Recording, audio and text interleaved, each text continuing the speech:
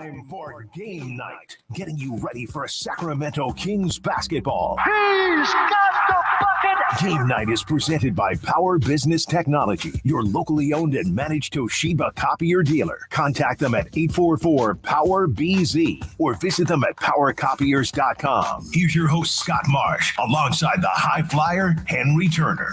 And a very pleasant good afternoon to you. Welcome into Game Day right here, Sacktown Sports 1140. Scott Marsh with Jason Ross today, the high flyer. Hopefully he's staying dry. I don't know where he's at, but man, it was pouring outside coming in to do this show. Hail in our area. If you're out on the roadways, please keep it slow, keep it safe. We'll got you for the rest of the afternoon and the evening. Kings basketball coming your way as the Kings will be taking on the Orlando Magic, trying to finish up the 3-game road trip with a winning record. Didn't go well on Thursday in Washington. We know that. The Kings losing to the Wizards, just the 5th win for Washington at home. Wiz winning that 109-102.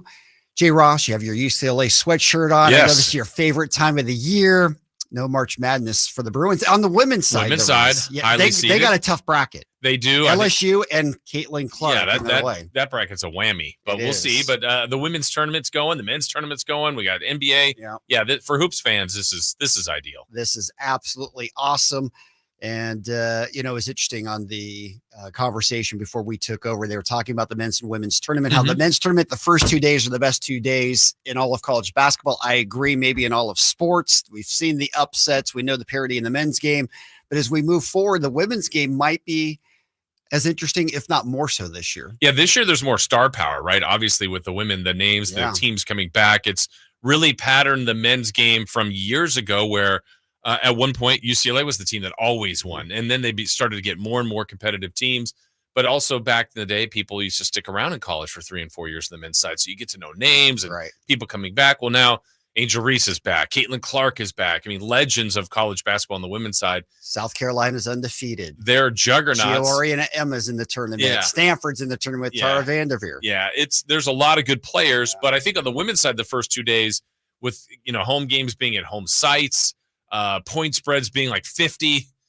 The women's side of the first 2 rounds generally isn't as good, but as that tournament goes, that'll get really, really good. No doubt. And at some point, the first 2 rounds will be neutral court games. Yes. Also, I know there's a lot of St. Mary's fans out there very upset about their quote unquote neutral court site game last night up in Spokane, where they had about 14,000 Gonzaga fans rooting against them. They lost, and Gonzaga is going to beat Kansas now. Yeah. We'll move on. We'll talk Kings. I'm trying to prolong the conversation against the Wizards on Thursday. Don't really want to look back at it. Final question. If Caitlin Clark and Iowa gets to the championship game, will that be the watershed moment like Bird Magic, you think, for the women's game? Will the women's game have a higher rating than the men's game if Caitlin Clark is in the national championship game? I think that's a really good chance of that, right? I mean, she is college basketball's biggest star. And there was, because of COVID, there was a chance she could come back. Now, she's opted to go to the pros. She'll be a top pick, if not the top pick for Indiana in the WNBA draft. But imagine if she came back again. So now you're getting these names in the sport, and you could argue she might make more money coming back to Iowa. But yeah, I think there's a chance of that. I think the women's game, it's already happened. And if that could happen to add even more, that'd be great. No doubt. All right. If you want to join the program, you can. 916-339-1140. We're up texting as well. We're in our YouTube. You can chat there with us as well. Jason and I with you until 3:30. He stays here all afternoon and evening long. G-Man with the call, 4 o'clock in Orlando, a very good Orlando team that's won 5 straight. We'll focus in on that. But Thursday night, what'd you make of that game against the Wizards? The Kings played with fire multiple times, and it goes on the list, Scott, of just the confusing season. The Kings now have lost to there's 5 teams in the NBA that have not won 20 games. San Antonio is the only one the Kings haven't lost to, but they could have twice. Now they've lost to Portland. Detroit, of course. You add this one, the Charlotte, and this Washington one on the list. And I thought as the game went along, when the Kings came back the first time by half to reel them back in, only down 2, get down 15 in the second half, come back, take actually the lead. I thought, okay, they're going to win this game. And at the end, they didn't have enough stops. Offense wasn't that spectacular. It was a struggle. Fox took 30 shots, a lot of threes, no free throws either on the day. but just add another one to the long list now of really bad losses for this team. Yeah, Fox was 10 of 30. He was 5 of 15 from distance. That's a lot of shots for De'Aaron. First quarter may be understandable, traveling from Canada, going through customs. They got there about 3:30 in the morning. I mean, NBA teams are accustomed to getting into cities late, all that stuff, but they were a little lethargic. They weren't shooting well. Okay, they came back second quarter. They brought Kessler Edwards in. They went a little defensive. They held the Wizards to 21 points. You're feeling at halftime pretty good about it.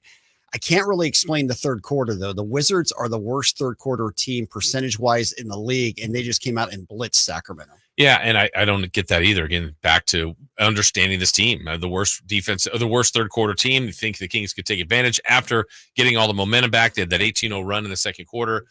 I didn't think Sabonis was that great either. Got his stats. So between your two best players, they weren't great. You were a little bit lighter as far as health-wise. Still Sasha being out, Trey Lyles, and now Kevin Huerter.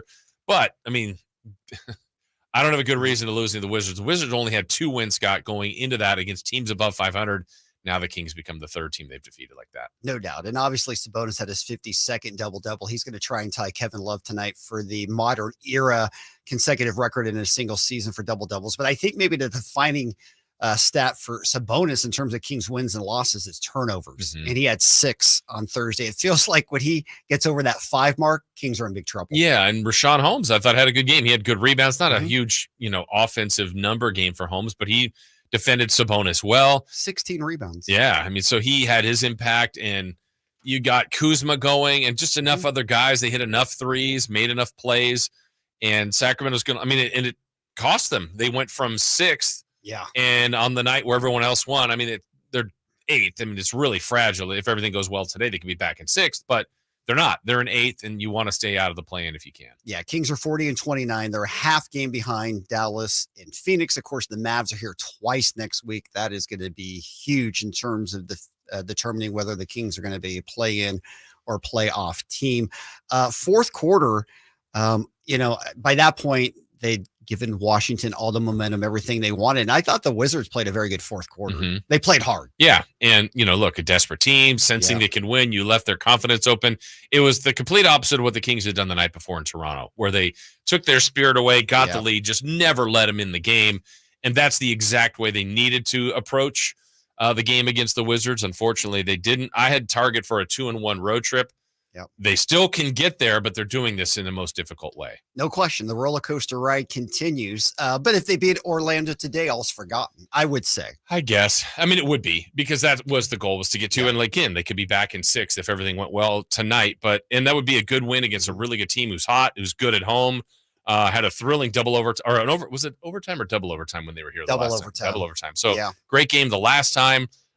Good styles. So yeah, I'm looking forward to today's game. Yeah, it should be a lot of fun. But to your point, I mean, this team now has losses against Detroit, Charlotte, Portland, Washington, barely beat San Antonio without Wemby, barely got by Memphis on Monday. And there's even some mid-level teams, Chicago, that they blew a big lead. I mean, the Milwaukee heartbreaker. Yeah, Miami, the Suns game with an epic lead collapsed there late. So there's been a lot there. Kyle, you chimed in. I was just saying, in your guys' headset, they lost to the Sixers without Joel Embiid earlier in the season. Right. Yeah, that's a good one to include. Yeah, they've got a lot of these tough losses. They do indeed. All right, this was what Mike Brown said after the game. Quote, tough loss, especially when we are right now in a race for the playoff spot. But you've got to give the Wizards credit. Their coaching staff a lot of credit. They basically took it to us. Kuzma was a handful. We did not have answers for him tonight. We tried to double team him at times, and he still found a way to hit big shots. I mean, factually true, but I don't know. I don't know what I need or want to hear from Mike Brown, because it really, he could yell at the team. He could let the media know he's ticked off. You just want to see it not happen again. And, I guess if you look at it the rest of the way, Scott, I would say they got a couple games left like this, a home game with Utah, the last game a year against Portland. They've got a road game at Brooklyn. Those are all sub 500 teams that, all these other losses you hope were going to be lessons, but this team hasn't learned that. No, they haven't. Kuzma had 31, 13 of 22 floor Reeves, 3 of 6 from distance in the game. All right, our look back at the game brought to you by Folsom Lake Honda, your one-stop Honda shop. Of course, we always have to get to our points in the paint. They're brought to you by RT Painting, your reliable and trusted painter in the Sacramento market since 1998. points in the paint. The Kings got devastated on Thursday, 60-34. How does that happen? There's no logical answer for that. Washington is not a good defensive team. Sabonis did not, or the rest, Fox, paint touches, no free throw attempts. I know he had 15 twos attempted, but were they really getting into the paint? And I know that the phrasing they keep going with is those spray threes, paint touches out to spray threes. Yeah. I think the premise is right. Here's my question to you, Scott. Do you think they're a great shooting team? Because I think they're a good shooting team. They haven't been a great shooting team this year. Yeah. So, to say, they got all these weapons. I don't. Kevin Huerter's a good shooter. Hasn't been great this year. Keegan hasn't shot the ball as well as last year. The most consistent three-point shooter has actually been Barnes. Malik can get hot. Yeah. Fox has been better at times. But I don't feel like just even the philosophy is as feeding into as good as that should be. I think they're a good shooting team. Maybe Sasha would help if he played more when he was healthy. But the threes haven't fallen really consistently for them, I would say. They really haven't. Vezenkov's listed as questionable again for the third straight game. I don't know if we've got official word on whether he's in or out. We'll get that updated here as soon as we can. But what about Monk? You brought up his name. He was one of 7 from 3, 6 of 13 overall. Had the spat with Mike Brown late in the game. Just went straight to the locker room afterwards. Brown pulled him. It was real late in the game. It's a 5-point game at that point, under 20 seconds left to go. Any residual from that whatsoever? I doubt it. I think those two have a pretty good relationship, and that doesn't really bother me that late in the game. King should have been frustrated. Everybody else was frustrated. I think that part is forgotten as soon as today. Yeah. But and obviously the Kings have to ramp up their play because Orlando's much better than the Wizards. Way better. Yeah. They're playing fantastic. Yes, at the right time. Yeah, they've won 5 straight, and I want to say they've won like 18 of their last 23 or something like that to move into the top 4 seed in the Eastern Conference right now. They're 42-28. They're tied with the Knicks. They're 8 of their last 10. They're really trying to get a home playoff in the first round. So that's what the Kings will encounter today. Before we go to the break, let's get to Edward. Edward, welcome into Kings Game Day. How are you, my friend? I'm good, Scott. Thanks. I have 3 questions for you. 2 on scheduling, 1 on the 6th Man Award. Okay. First off, I looked at Dallas' schedule for this week. Yep. They play home Monday night, as do the Kings. Yep. Then they come here and play Tuesday night, both on a back-to-back. Yep. They're off Wednesday and Thursday, and they play Friday. Yep. So I thought Golden One must have been booked for Wednesday, but I looked, and it's not. Yep. So why wouldn't they play Wednesday and Friday and have fresh teams? You're asking a fantastic question that Jason and I are shaking our heads at and have wondered all about too. We have no explanation as to why that game isn't scheduled a little differently. Yeah, I even thought when I saw the same thing, Edward, that if you could have even stretched it out to the Kings and Mavs playing Thursday and Friday here. At least both teams would be in the same exact thing, back to back at home, but they both played the night before. I don't get it. Here might be the explanation, because that Tuesday night game is a TNT game. I don't know if that's the reason or not, but it's a national TV game on Tuesday. Okay. That might be a television takes precedence. Second question. I know that I didn't look at the schedule when it first came out, but I know there were alterations because of the play-in tournament. And the Kings wind up playing the Pelicans and the Suns 5 times each. Yep. Which means that of the 10 teams in the other division, instead of playing 6 4 times and 4 3 times, they're going to play 6 3 times. So which 2 teams were removed from the Kings' schedule? Instead of playing them 4, they'll be playing 3 in order to play 5 against Phoenix and New Orleans. Do you know? Because I don't. I don't know who was removed. I know, for example, when Memphis came in, they only played them 3 times. Played Houston 3, Minnesota, Dallas 3, I think, right? Minnesota was 3. Yeah, no, Dallas will be 4. Yeah, Dallas. Okay. They played twice there. They've already beat him there twice. Okay. Yeah. See, I just don't know. If it was Houston and San Antonio or somebody, and we got instead Phoenix and New Orleans who kill us, then that's like a big swing. Huge swing. Yeah. Now, the only saving grace is that we have the Pelicans and Phoenix at home for the last, last matchup. All right, third question. Yes, these are great questions. You're on a roll. Yes, go ahead. 6th man. I don't know if there's a rule for this, but I think there should be. Malik is averaging over 30 minutes a game. Yeah. The guy I think who should probably be the 6th man of the year is Daniel Gafford of Dallas. He starts, though. He starts. They traded for him in midseason, and they gave up Rashawn Holmes and a first-round pick to get Gafford. Yep. Gafford has been the most incredibly efficient scorer in the last 8-9 games. Well, when you're dunking every shot, you should be pretty efficient, right, Edward? Right. but some nights he's scoring 20 and he's scoring 12, 14 every other game. Yeah. Well, that guy is darn good. He is. And so I think that the six-man award should have a minutes limit. You should have to play under 24 minutes a game to be in the six-man award. Because you're playing 30, 32 minutes a game, you're basically a starter who comes off the bench. They could bring LeBron off the bench and win it every year. I hear you. I can see your point. I'm going to have to diverge on that one, though. I think it'd be too complicated to try and figure it out by a minutes basis. Well, you just say 26, that a six-man must play 24 minutes or less per game to be eligible. Right. But your best six men are going to play more than that, aren't they? Yeah. Yeah, the criteria, they do it on as starting. So limited games as starters. Yeah. But anybody can start and come off the bench. Anyway, thanks a lot, guys. Edward, that was a fantastic call. Thank you very much. Yeah, on the scheduling part too, Scott, it's way back when those extra 2 games were added for everybody. Yeah. I thought one of the huge advantages for a team like Minnesota, let's say, remember they were 3-1 in the play-in, so were the Kings in the bracket C, whatever the Kings were in, Group C.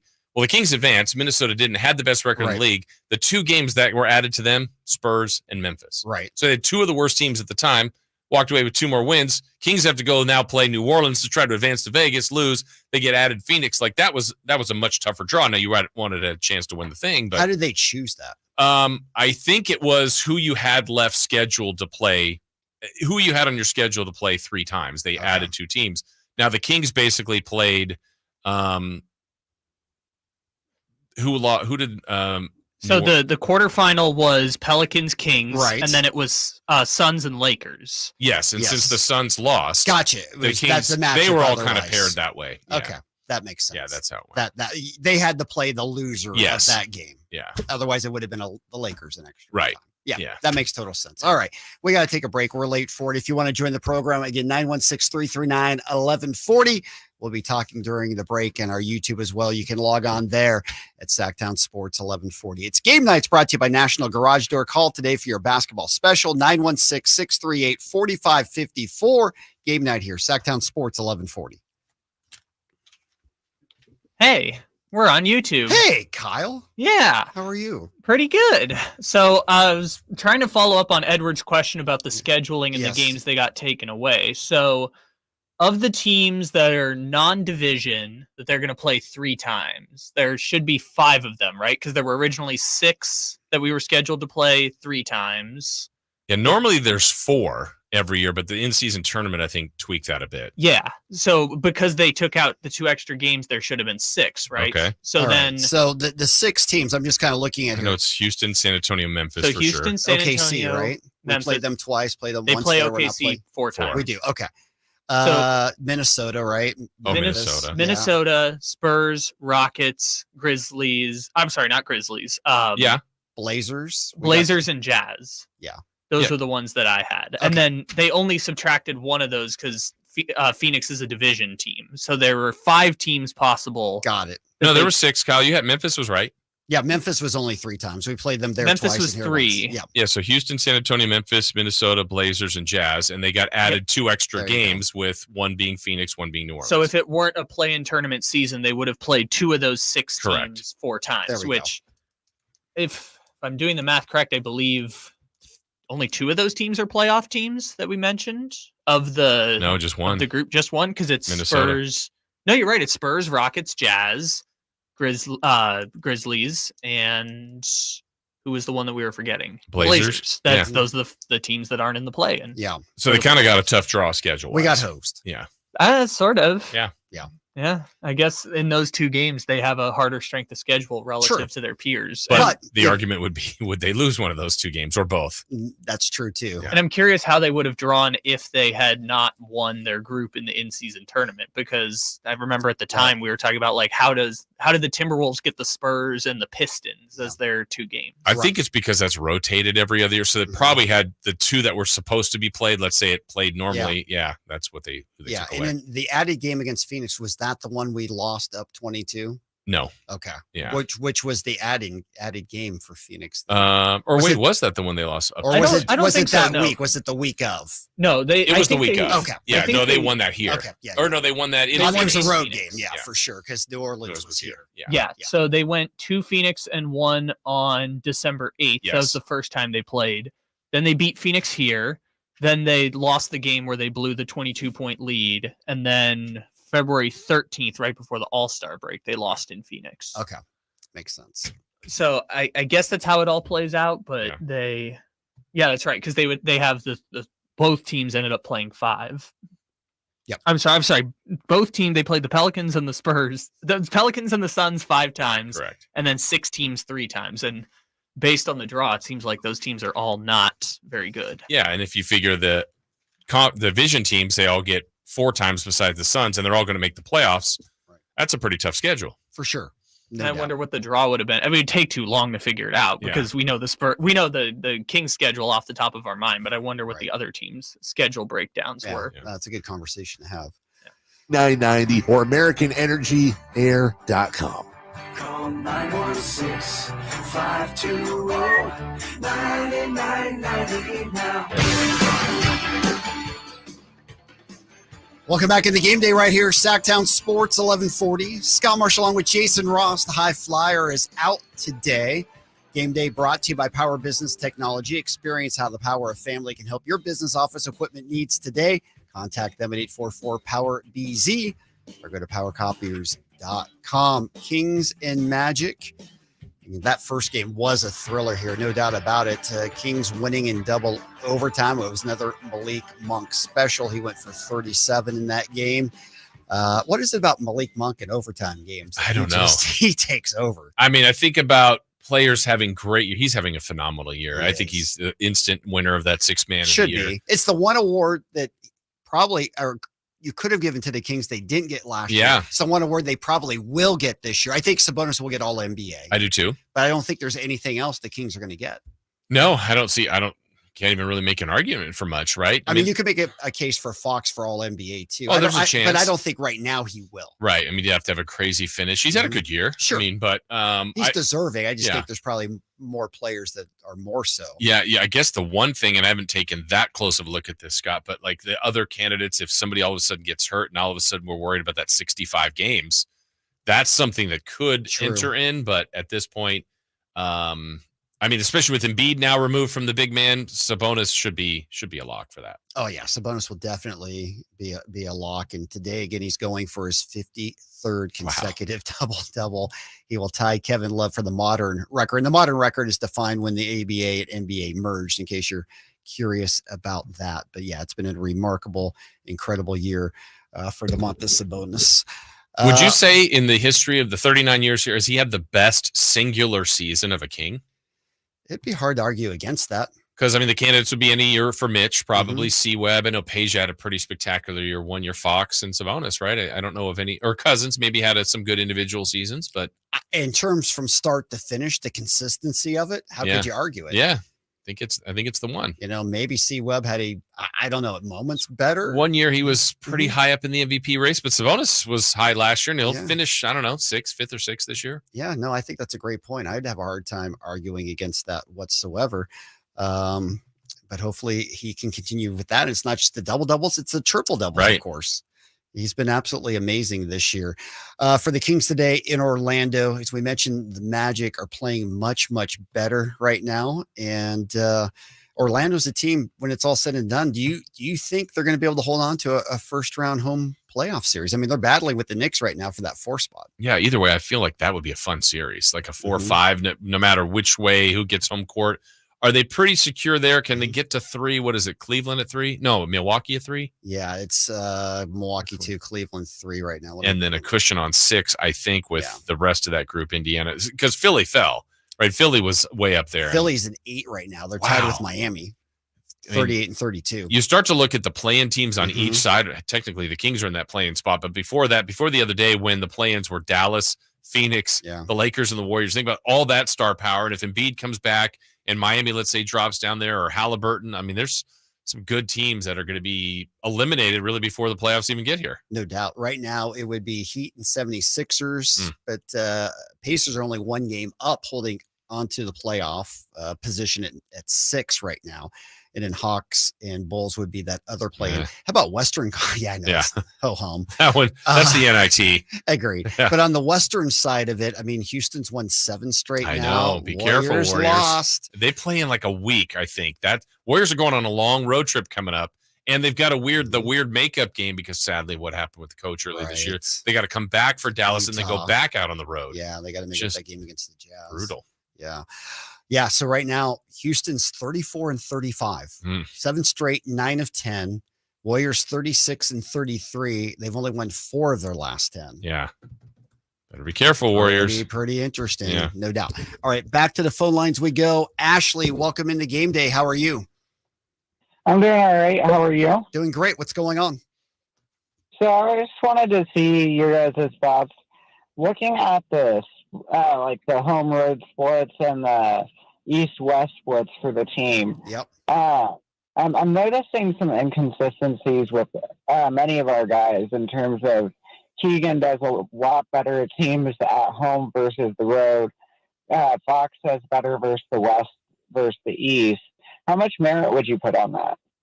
It's an interesting question. I don't know if I've given it a lot of thought, Jason. Yeah, I haven't thought about the East versus the West versus. I mean, I feel like personally they've been better on the road as a team, a collective. But I agree with you, Ashley, that I think Keegan's kind of been a better home player. But too much. The whole thing is inconsistent. I think that's been kind of the theme of the year.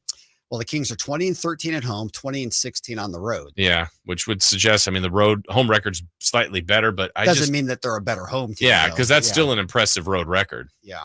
And I mean, really, if you look at it in the Western Conference, just you always say you want to be 500 on the road and dominant at home. Well, you know, there's no team on the Western side that you would consider just completely dominant at home. I mean, the Thunder are 31 and 15. Okay, that's excellent, but it's not what Boston's done. Right. You know, Nuggets are 27 and 15 at home. Or correction, let me get this right. Yeah, that's I'm looking at conference records. I apologize. Thunder are 28 and 7 at home. That is better. Nuggets 28 and 6 at home. T-Wolves 24 and 9. Yeah. So those are pretty dominant records, you know. And I mean, that is kind of what is separating things at the moment right now. Yeah. You know, so that is interesting. I haven't really thought about that too much in terms of Eastern Western Conference with Fox. Now, of course, Boston's 32 and 3 at home, right? Yeah. So, Kings still have to go there.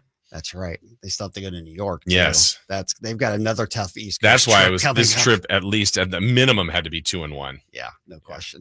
All right, we got to take the break. When we come back, we're going to get caught up on all the other news and notes around the league. We'll get you ready for Kings and Magic. We'll have the injury update as well.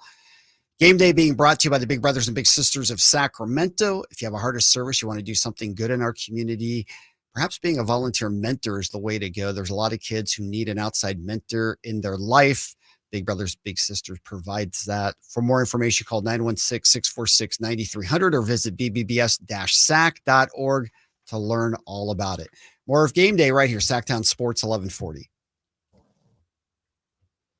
All righty, we are live on YouTube and looking it up, Jason, to the question that you brought up about Chris Webber and the best seasons in the history of the Sacramento Kings, whether it's him or Sabonis or a Mitch Richmond season. There's been one All-NBA first-team season in the 39 years of the Sacramento era. It was Webber in 2001. And I think he was in the running for MVP that year. According to his Basketball Reference, he finished 4th that year. Yeah.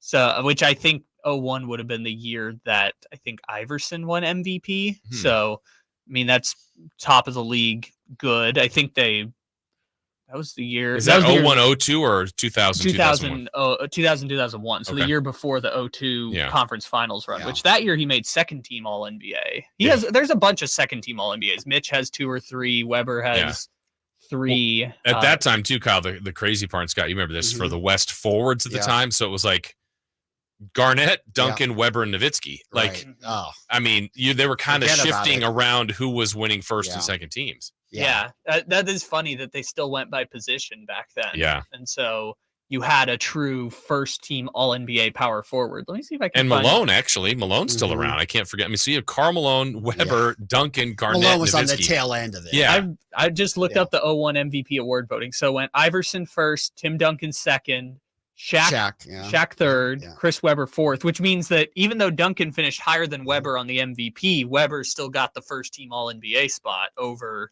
Tim Duncan. Who got the other spot? Yeah, I was going to say, couldn't it have been Duncan and Webber? Well, I got to Google the 2001 All NBA team now. But right. Yeah, so they, and then after that, it was Kevin Garnett, another power forward, Tracy McGrady, Karl Malone 7th, and then you had. Wow, Malone was still playing at that level. Yeah. Okay.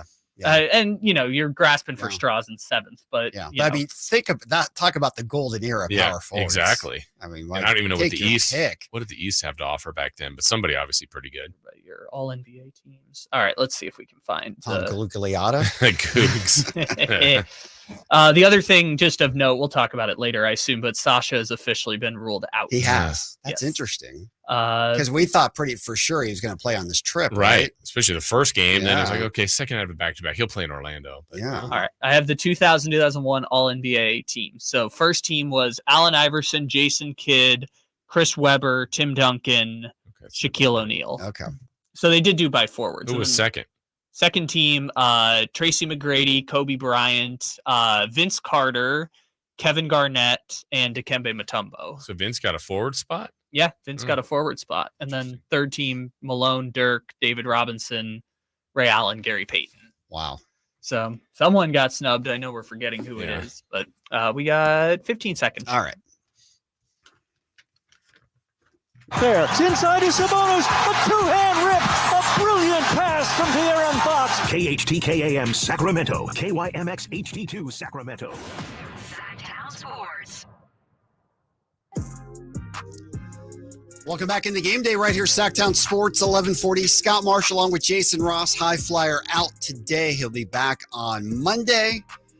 Jay Ross will have you covered for Kings Live pregame. That comes up at 3:30. G-Man will join as well. 4 o'clock tip. Kings in Disney. They'll take on Orlando today. Hopefully there'll be some magic. Kings looking to get back in the winning track after losing on Thursday in Washington. Trying to come home 2-1 for the road trip before a huge homestand next week. Philadelphia on Monday. Those 2 games at home against Dallas Tuesday and Friday. And then you have the Jazz on Sunday. We'll focus in on Kings and Magic, our next segment. Let's go around the league right now. Game night is always brought to you by Mercedes-Benz of Stockton. Check out their full line of luxury vehicles at mbofstockton.com. Injury news highlighting everything still. Of course, New Orleans, who was the last opponent, by the way, for Orlando. Brandon Ingram getting hurt in that game, extending that knee. It looked bad when we saw the video of it, just kind of took a bad step and really hyperextended the knee. He's going to be out at least 2 weeks before he gets reevaluated. So that game, April 11th here against the Kings, who knows? It doesn't feel like Brandon Ingram will be playing back by then. And can the Pels hang on to a spot right now? They've been playing so well. Yeah. Currently they're in the 5 spot, 43-27. They're 2 games up of Dallas, Phoenix, 2.5 on the Kings, but effectively 3.5 because they have all the tiebreakers. Yep. And they're 2 behind the Clippers right now, trying to get into a home first round advantage situation. Yeah, they had their eyes on that. I know before the Ingram injury. Now they've come back and won the next game, but still they've won 8 of 10. Yeah, I feel like they're an underreported, under talked about team. I mean, obviously the Kings have had tons of trouble with them, but just what they're collectively put together, like that looks like a really good team to me. I just think they've got a lot of things you're looking for in a team. They do. I mean, they have a lot of depth. Yeah. And Trey Murphy was hurt earlier. He's back now. Larry Nance Jr. was hurt earlier in the year. He's back now. Alvarado was hurt. He's back now. So, well, plus we kind of go through cycles in the NBA. Like they want to throw everything at certain players. Victor Wembanyama comes in and all the attention goes to him, and he's phenomenal. That's what happened to Zion. And now all of a sudden we forgot about it. He's a great player. Yeah. He's playing all the time now, and he's dominating. So yeah, I think we've kind of just like forgotten about him for some reason. Yeah, no doubt. The other news in the Western Conference, Westbrook coming back next week, had the broken hand. That should really help the Clippers. You know, the second unit, obviously, he's been coming off the bench. They've missed something without him coming off that bench. Yeah, and it's, I overall like their depth too. They kind of hit just a little bit of a late season lull because they were really cooking. I thought they could end up as a 1 seed if everything went right, but they've slipped from that top 3 pack, and still very good, still very dangerous. And obviously it feels kind of like championship or bust for them. No doubt. They're definitely championship and bust. And it's just so funny. We talk about the teams that are championship and bust, and you start with the Lakers and the Warriors. Right. Who are at the bottom. Exactly. And they may not be in the play. Right. Possibly. Yeah. Well, or if they play each other, one is guaranteed out. Exactly. So that would be a heck of a play-in for ratings and all that in a 1 game only, LeBron versus Steph, which had happened a few years ago. Right. But the reality is one could be out. Yeah, no doubt. So we'll see. Again, Houston's won 7 straight. They're rolling right now. If you want to join us, 916-339-1140. You can certainly join us on our YouTube as well at Sacktown 1140 also. As we look at the games, let's go back and look at some of the games from last night. The Celtics rolling again. They're 56-14. They're running away with it. The thing that some people question about the Celtics, are they too 3-point happy? Can they do this in the playoffs? I still feel like they have the best 1 through 4 in the game right now. I don't see them having a problem with that, but what do you think? The only thing I have a concern about, this is nitpicking. I don't think they're that deep, but I think their top 6 is incredible. Yeah. They've got experience. They've won before. Their roster is stacked, that top 6. I think for them, though, Scott, the one thing I would say is I'm sure they would love to avoid Miami. Like if they get Miami, even in the first round, it's just a 1-8 when you're the best team by far, and you have to play Miami potentially in the first round, who knocked them out last year. I would still pick him to beat them, but I don't think you want to do that in the first round if you can avoid it. No question. When we talk about their top 4, we're not even talking about Derek White, who probably deserves. He's had an incredible 5 year. He's been amazing, and Jaylen Brown could be a first-team All-NBA type player the way he's been this year. Certainly, Tatum's going to get MVP consideration as well. Thunder, one way a win from getting win number 50. They beat the hapless Raptors 123-103. OKC, are they legit title contenders this year? I haven't thought this the whole year, but maybe I should change that. But I'm going to stick with thinking they're not. Part of it is when the Kings have played them, I have not been that impressed by them. What they have done, though, is they've won the games they're supposed to, for the most part. Like everybody's got a clunker or two, and they got it too. But if you only have 1 or 2, like if the Kings only had 1 or 2, now we're talking about 6 more wins or something, and we're talking about a completely different season going on. But that's what the Thunder have done. I will question their experience, and maybe that's not fair, but I wonder if they're ready to do this yet. We'll see. You got to go through some of those pains, right, in the playoffs. Yeah. And they're a young team too. Right. So, it's a different deal. Shai Gilgeous, where's he on the MVP ladder? I would have him probably behind Jokic, 2 or 3. I mean, Tatum should get consideration. I know that Luka, but he's got to be way up there. I think he is. I think he's top 3 too. I agree with that. He's definitely higher than Anthony Edwards, who people are starting to talk about too. But Shai Gilgeous is just, in terms of 30-point games, it's like he's just killing the league right now. As you mentioned, the Pels got a big win in Miami after losing to Orlando 111-88. CJ McCollum had 30 points in that game. Pelicans are 43-27. Timberwolves also winning last night, 104-91 against Cleveland. Minnesota, a team, again, trying to hold in without the big cats. How huge a loss is that for them? Well, I think for them, the fact that they get to play this many games without him, they're going to get comfortable. I think there's some strengths that play to their favor when he's not there. Now, look, he's a great player. Offensively, he can help them in a lot of different ways. Defensively, I think they could be okay without him because they play some different wrinkles there. Naz Reid's another good big man. Does Naz Reid deserve 6-man consideration? I would think that he needs to be talked about. Norman Powell, Naz Reid, Monk. I mean, we're always going to favor Monk, and I do think he is above both of those players. I do too. And again, apologies to those other guys, but the amount of games that Malik Monk has saved for the Kings and been the difference maker. Is incredible. So I think it's Malik's award. It is. All right. As we mentioned, Pacers beat the Warriors last night.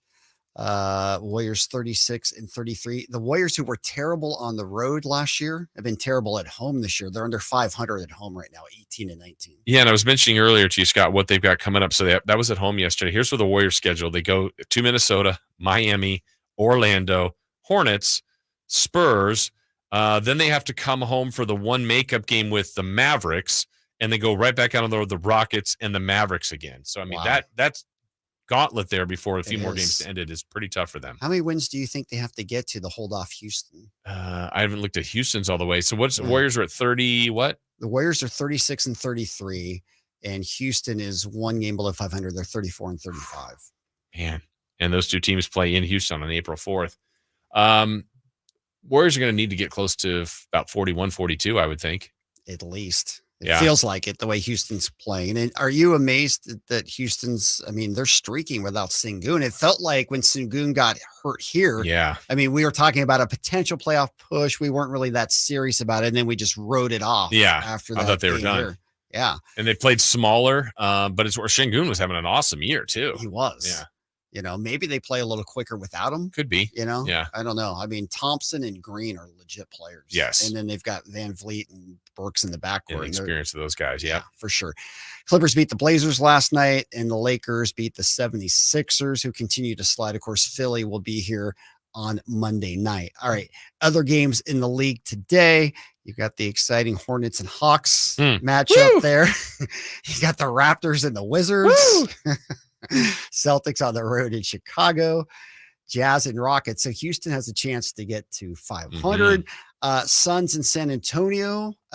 Remember when the Spurs beat Phoenix twice to begin the year? We're like, whoa, maybe San Antonio could be doing something. Above 500. Yes. And this is the Suns and Spurs 2 games. They play them twice in a row here now. Yeah. So we'll see if they can do it again. Maybe San Antonio has Phoenix's number. Of course, Phoenix was banged up to start the year too. They've got their big 3 back, but you got to think Phoenix is going to win tonight. So you've definitely got to think that you're going to have to hold serve. Yeah. So here's the one that, when you're looking at schedules, to me, the Suns are the one that have, this is the whopper. Yeah. So after tonight, the Spurs and Suns, Yep. It's Spurs and Suns again. That's the last one against teams above or below 500. Wow. Here's what the Suns finish with: at Denver, at the Thunder, at the Pelicans, home for the Cavs, home for the Timberwolves, home for the Pelicans, home for the Clippers, at the Clippers, at the Kings, at the Timberwolves. All teams that are in the playoff picture right now. And 10 in a row. Let's assume after tonight they get the 42-29. And then if you think they're going to beat the Suns again, Spurs again. We'll take that. Yeah. So they get both 43 and 29 with 10 games left. How many of those last 10 do they win? I mean, if some of them are at home, but if we're being generous, I mean, it would be Herculean to go 5-5. Yes. Last 10. Yeah. I'd say 3-7. So that gets them to 45. It would be 46 if they won both games against the Spurs. So the Kings would have to win 6 if if one of them was against the Suns. Yes. Right? Because then they'd have the tiebreaker. Yes. That game against Phoenix is absolutely huge on April 12th. Yeah. Second to Game the last 81. home game. Yeah, no doubt. All right, we'll take the break. When we come back, we will focus in on the game against the Magic and what the Kings need to do to even up the season series. We'll take a full look at the injury report as well, brought to you by the Arnold Law Firm. This is Game Night right here, Sacktown Sports 1140. All righty, we are live on YouTube. What do we got going on in the chat today? Some people were giving us Sasha updates. There was a question about good passers and great passers. Yeah. Kind of the difference between those two, and kind of like, I think it was based off the I can't remember which player was talking about it. I think it was Bob Myers was talking about it on one of the broadcasts where it's like when Mike Dunleavy went to the Cavs with LeBron. LeBron was like, "Hey, where do you like the ball when you shoot?" And was basically asking for exact pinpoints of where you like to catch the ball, and he was able to put it there. And like is LeBron regarded as a great passer? The thought experiment I was going down when you guys were talking, based on the Chris Webber conversation that we had in the last segment, is that if the All-NBA first team this year won't have Embiid because he's not eligible, and the other 4 spots are basically set, it's probably going to be Luka, Shai Gilgeous-Alexander, Jokic, and Giannis. Okay. Does Sabonis or Tatum? or They're going to pick Tatum. they're going to pick Tatum. I feel like that. How do you not? He's going to win 60 agree. It's something games. positionless, correct? I think it's two guards, essentially, 2 front court, 3 back court. Or wait, 2 guards, 3 front court players. Okay. Yeah, so it's still a Sabonis Tatum argument, but I would guess they pick Tatum. Sabonis has a higher efficiency rating this year. He's got higher win shares. Sabonis has been a more valuable Celtics have Than 56 Tatum? wins. than Tatum. Yeah, Tatum is of qualifying players, he is 12th in efficiency rating, and Sabonis is 7th. If we flip that and the Kings had whatever 56 and 14, it'd be a lot easier case to make for sure. To say Tatum wouldn't make, I mean, I just can't believe that. Yeah, and I feel Jalen Brunson's going to be second team All NBA, isn't he? If he doesn't get first, probably second. He's deserving. I would imagine him and Halliburton would both get the. I don't think spots. Halliburton will at this point. He's really struggled of late. Is Giannis automatic, Kyle? I think Giannis is automatically first team. Okay, he's got to be close on games missed too, getting closer. Giannis, you're saying? Maybe. Yeah. Giannis is at exactly 65. And Donovan right Mitchell's not eligible now because he's not going to get to the 65 game threshold. Yep, he's not going to get there. Tatum got there. Mitchell's not going to get there. Embiid's not going to get there. And Halliburton might not get there. Those are the only fallen off. He has. Halliburton's not in contention, I don't think. How about rookie of the year? If it wasn't Wemby and the phenom just on and off the court that Wemby is Chet Holmgren deserving? Like if Wemby didn't have the aura around him, like would Holmgren be the rookie of the year? He's had an incredible year on the winning team, right? Yeah. In a year where Malcolm Brogdon won Rookie of the Year, Chet Holmgren would have won Rookie of the Year. I think, honestly, Jaime Jaquez has a case, too, for Rookie of the Year. Jaquez has been unbelievable. Yes. It's just, unfortunately, Wemby is... Is Wemby going to win it based on what he's done on the floor? Or is he going to win it because he's Wemby? He might win Defensive Player of the Year as a 19-year-old. The way he blocks shots is incredible. He's certainly deserving. Yeah. You know? And part of that is playing for a bad team and all that stuff. We're coming back in 10 seconds. Going into the year, by the way, I thought Scoot might win. Scoot Henderson. Oh, yeah. He just nothing. It's been nothing so far. Yeah, no, today for all of your business printing needs at 844-POWER-BC. That's 844-769-3729. Or visit us at powercopiers.com. Final segment of game night, getting you ready for Kings Live pregame. Scott Marshall along with Jason Ross. High Flyers out today. Jason Ross will have Kings Live pregame till 4 o'clock. Tip tonight, Kings and Magic.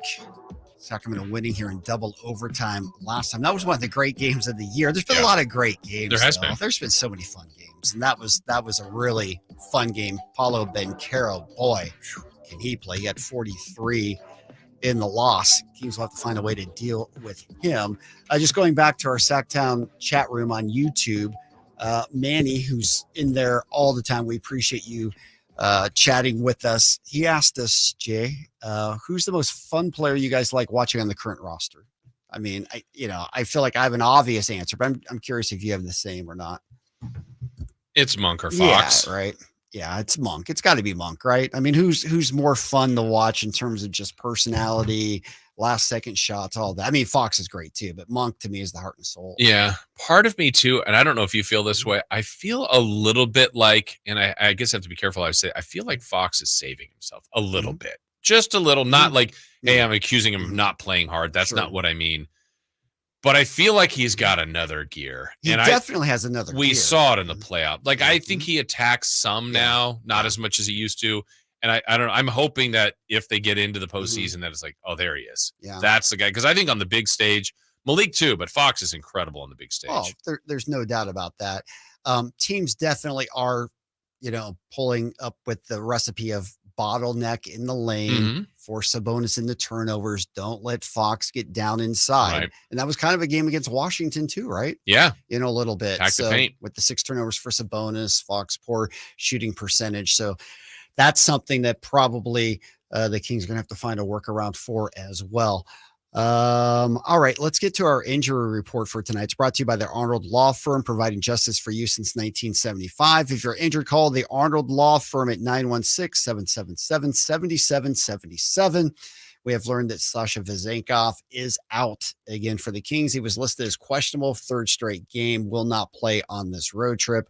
We know that Kevin Huerter's out indefinitely, and Trey Lyle's still out with the knee. They miss Trey. Well, they miss Huerter too. Sure. I mean, all of them. Absolutely. And, Sasha, assuming he comes back on the homestand, is it too late in the year to work him back in? I hope not, because, I mean, this was the one of all the things. Look, the Kings elected to run it back, basically. It's the same group. And, there's some arguments for and against that. But the one kind of most unique piece that they added was Sasha. There was a lot of talk about him.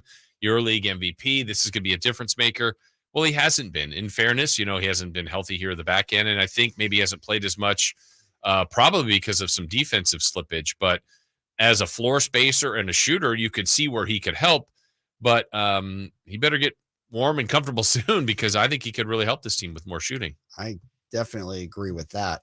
For Orlando, Gary Harris is going to be out tonight. Oh, he's out officially? Okay. Yeah, I knew he was questionable. He has before. been listed as out. Yeah. Missed the last time they played too. Yep. So no Gary Harris tonight, but obviously the Kings have to deal with Paolo Banchero, who's become, another guy. Like, we're talking all NBA. Is this guy all NBA? He's a stud. Think back to that draft. Like, he remembered the night before the draft, everyone was saying it's Jabari Smith or Chet Holmgren, and there was some talk about Banchero. Then everything shifted. Banchero went 1, Holmgren 2, Jabari fell to 3, and now the Kings, are they going to take Keegan Murray or Jaden Ivey? They took Keegan Murray, and they're happy with him. So far, it's very early, but pretty good draft class. I mean, Chet, we just talked about what he's doing after the injured year. I think Jabari Smith is still going to develop into a nice player. Jaden Ivey's showed some moments. Keegan's doing his thing, but Paolo is he's a stud.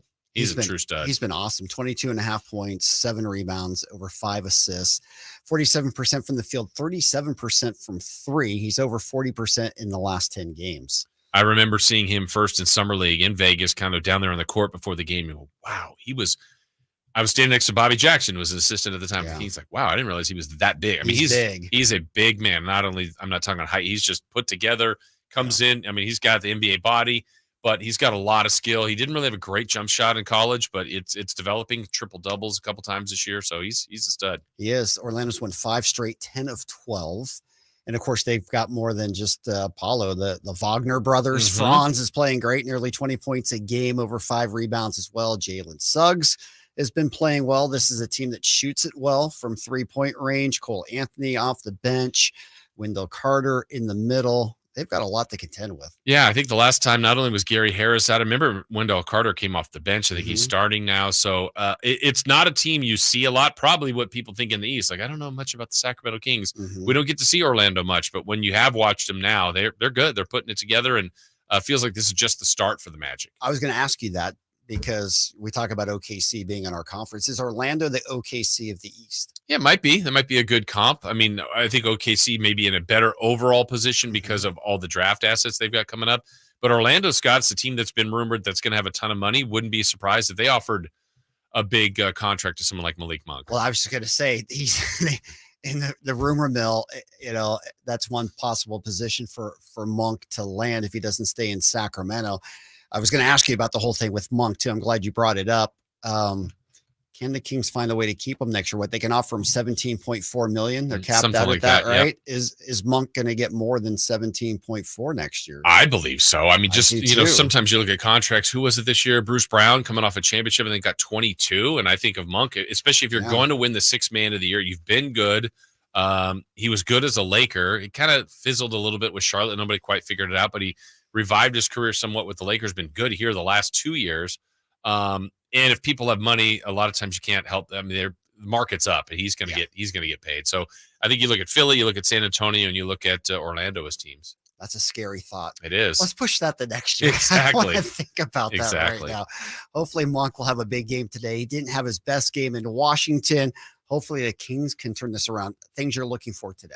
Kind of that turnaround. I will say this, as frustrating as the Kings have made all of us this season, the compliment I would give them, for the most part, it hasn't been foolproof, but for the most part, after they've had these disappointing losses, they have bounced back. And that is a good sign. Yep. I don't like that they have to have the first part to set the second part up, but that's what I'm looking for, is the bounce back. They're playing a much better team. I expect a better performance by the Kings. It's just, will it be enough? Yeah, it'd be a great setup game coming home, because it's going to be a tough homestand next week, especially a big homestand. Back-to-back and Dallas twice and all those types of things. All right, Jason, great to work with you today. Too. Have a great afternoon and game and call with G-Man. That's going to do it for Game Day. Coming up next, it is Kings Live pregame. Kings and Magic. Sacramento trying to split the season series. It's a big one. They also